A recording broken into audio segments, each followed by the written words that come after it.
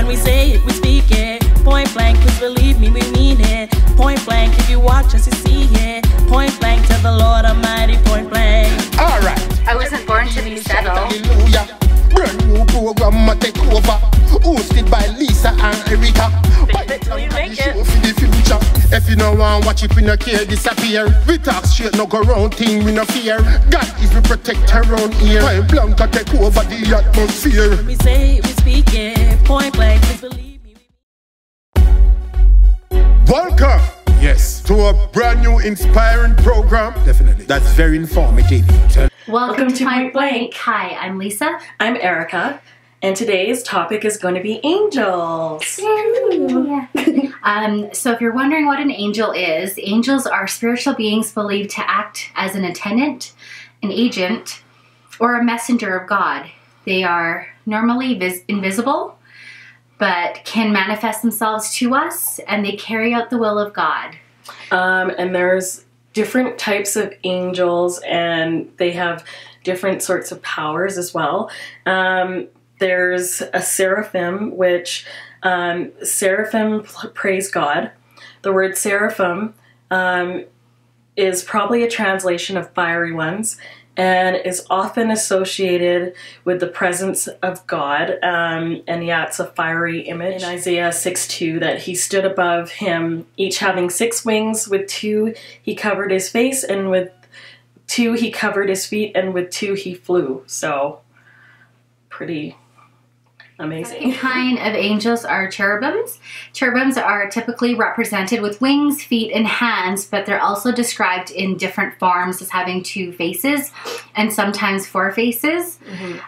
Cherubims were considered to be angels that guarded sacred things. So, like in Genesis 3:24, they guarded the tree of life. They were over the Ark of the Covenant on the mercy seat. So the cherubims are usually what typically people think of angels, like the Valentine's Day angels, the really cute ones with the little wings and the naked bums. Yeah.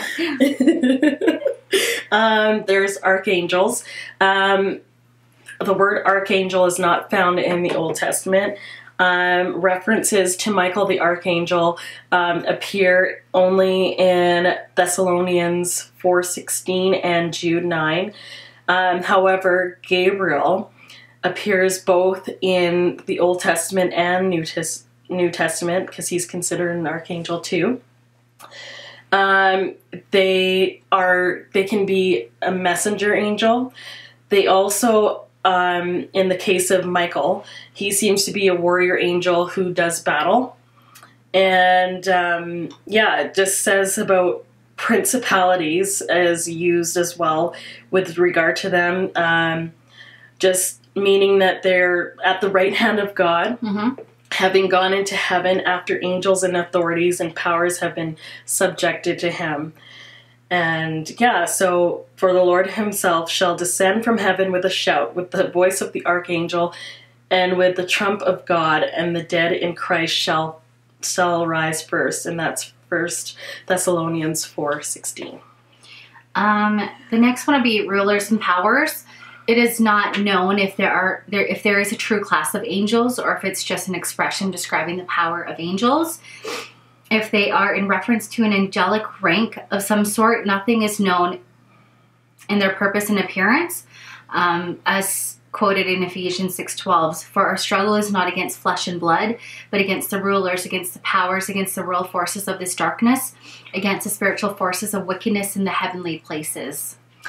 And then there are fallen angels, and fallen angels are those who, with Satan, rebelled against God before the fall of Adam and Eve. And they say, most Christian scholars believe that 1/3 of the angels fell, and in Revelations 12:3-4 it says, "And another sign appeared in heaven, and behold, a great red dragon, having 7 heads and 10 horns, and on his heads were 7 diadems, and his tail swept away 1/3 of the stars of heaven," so the angels, "and threw them to the earth." So basically they're demons. Yes.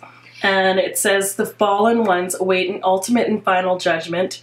For if God spared not the angels that sinned, but cast them down to hell, and delivered them into chains of darkness to be reserved unto judgment. And that's 2 Peter, 2nd chapter, 4th verse. And now we're just going to talk about like stories of angels that stepped into our lives or the lives of somebody that we love. Right. So mine would be, actually it was just probably like a month ago, and it was like blizzarding out, and I was driving to work, and the road that I drive on is one lane, and it's like a side road, and it's like very sketchy. There's no lights there, and yeah, it was really icy that day. And first of all, I'm an Asian driver. Second of all, I have an all-wheel drive car, and yeah, my eyesight is not the worst. I mean, my vision is not the best when it's darker out. And it's not because I'm Asian, it's because my eyes are bad. Oh my gosh. So I was driving, and it was really icy, and there's like a stop that I have to make to turn left.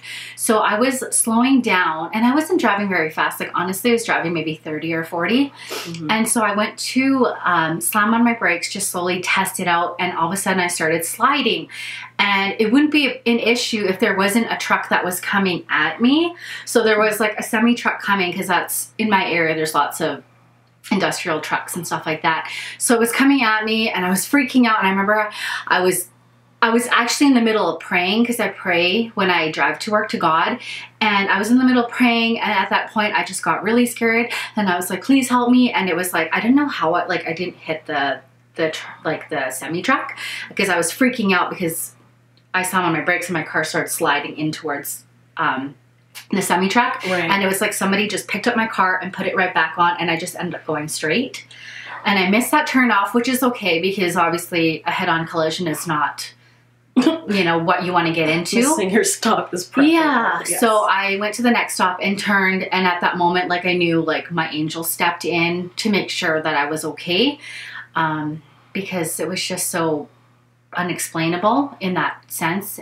And also I just wanted to talk about the accident that my husband got into before we met, how his angels just saved him because God knew that I needed him.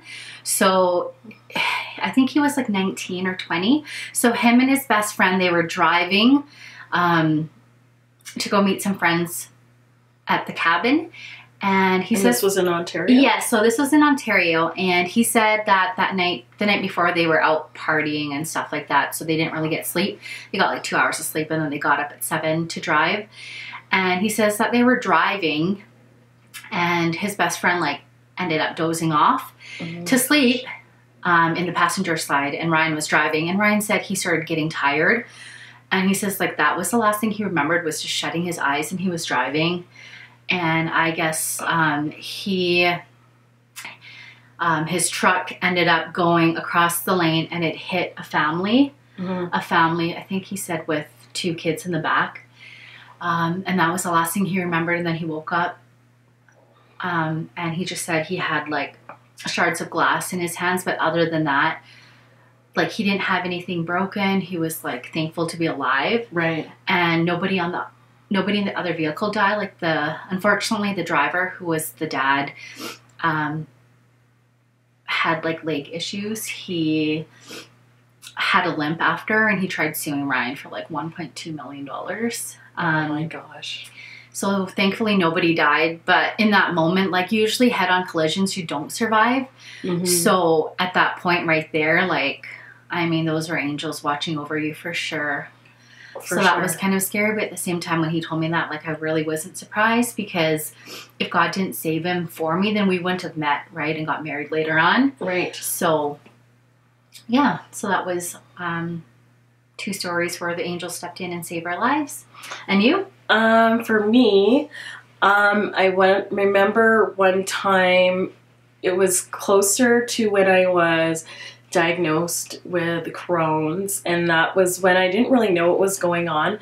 So I was still at that age, about 22, where I was going out a lot and, you know, frequenting, especially Morgan's. And so one particular night, yeah, I was there at Morgan's, and like I wasn't really drinking or anything either, but I ended up fainting in there, and which one is very embarrassing, two, just it's scary when you just like end up like on the ground and all these people are just around you like, what's going on? Are you okay? And yeah, and you're just like kind of scared, right? And unfortunately, I was there with one of my friends who unfortunately has since passed away.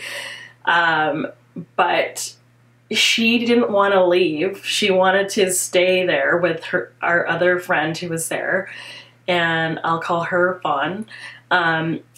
Yeah, so it was just like, I was very upset because, you know, I fainted, and it wasn't like anything that I had caused or done, and it's scary, like you're disoriented and everything. And then I just remember this girl, I'm never, like if you asked me to pick her up out in a crowd right now, I wouldn't know her. Like it's one of those, I think she came down as like in angel form to save me, but she just said, oh, you know, I'm going home now.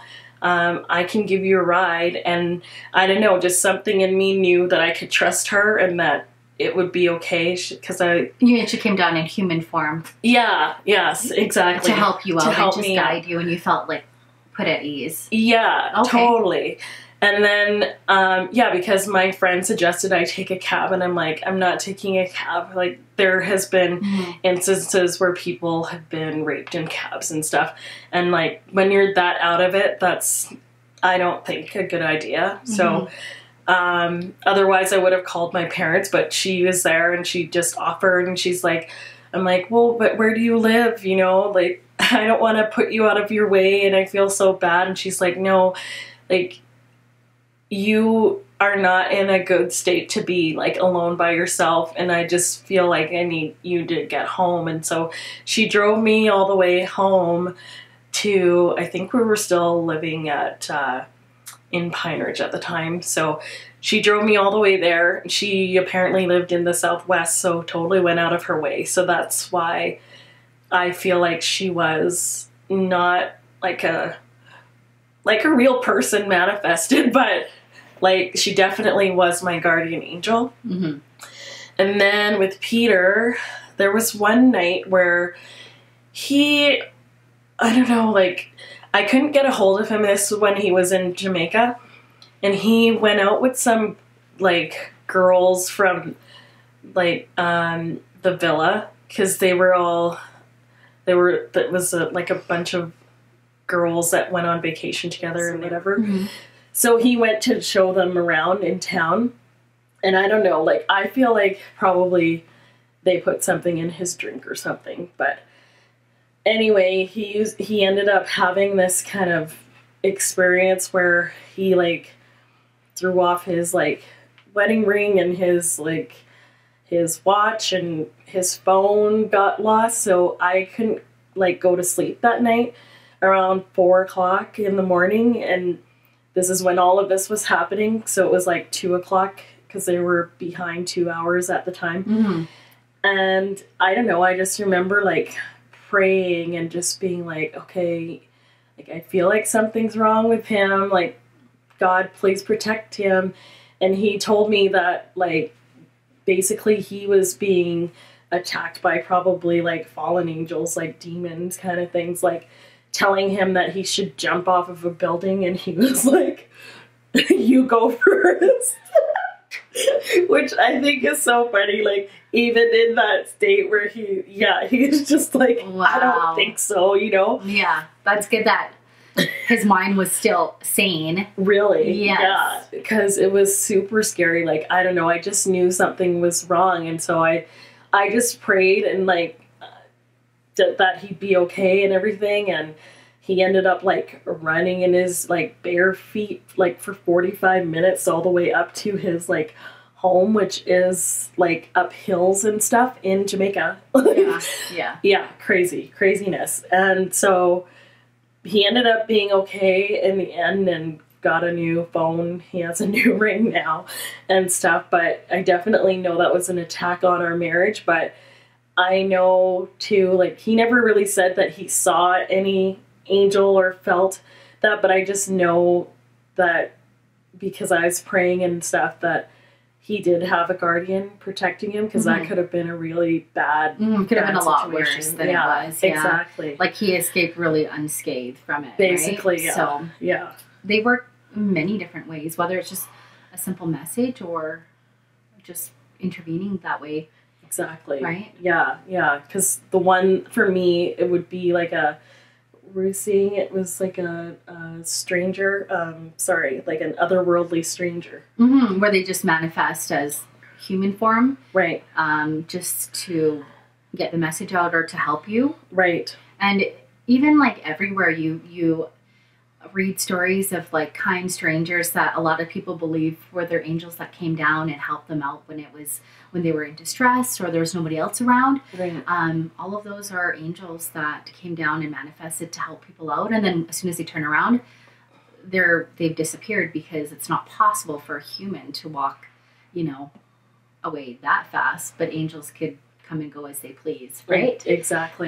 But if you think about it, if an angel manifests themselves down to you in their natural form, most people would have a heart attack. Most people wouldn't know, because it's not something that they see. It's very supernatural. Right. So for them, they would have to manifest in something that is familiar and it wouldn't scare you. Yeah. So like, what are some of the ways that they show us that they're visiting us or that they've been here? Yeah. So there's a few signs that you've been visited by an angel. One of them would be you dream about angels. Sometimes they come to you in dreams and they give you messages. Sometimes you'll see strange colored orbs, whether it's pictures or sometimes you just flip your phone accidentally to like photo and you'll see stuff through it. So yeah, they come to you in those kind of ways. There's other ways as well, right? For sure. Like, you can spot angel numbers in common places. Your baby can see something that you can't, which has definitely happened with my daughter. And speaking of like the picture thing, like, because she'll take my phone and she'll take little pictures, and sometimes it's like, what is that? And it looks like maybe it could be like an angel. And I'm just like, she's not talking yet, but I'll just ask her, oh, like, are you seeing angels? Yep. And I know she's just saying, I know that she understands what I'm talking about. Yeah, so there can be a change in temperature as well. Like, you can get really a chill or you can feel really warm. And like we were saying before, there's otherworldly strangers who, yeah, you never met them before, and they come in and... They could be angels in disguise. Right. Yeah. Exactly. Also, there could be sudden sweet smells. If all of a sudden you're smelling something really sweet, that could be a sign that your angel is around you, letting you know that they're there for you. Maybe if you're going through distress. Right. Or you just need a message.